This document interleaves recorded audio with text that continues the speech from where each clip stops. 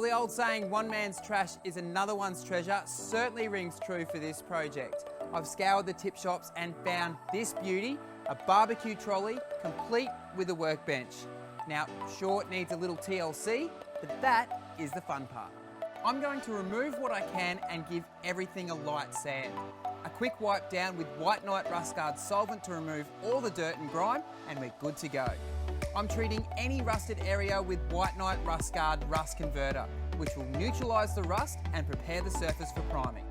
I'm using Rust Guard Quick Dry True Bite Primer together with the Rust Guard Quick Dry Advanced Enamel.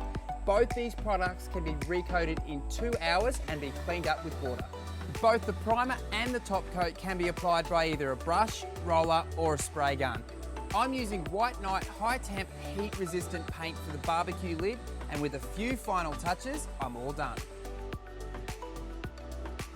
Well, there you go. It's amazing what a coat of paint can do. The whole project cost me $150. It took a day to complete, and if you ask me, looks pretty good.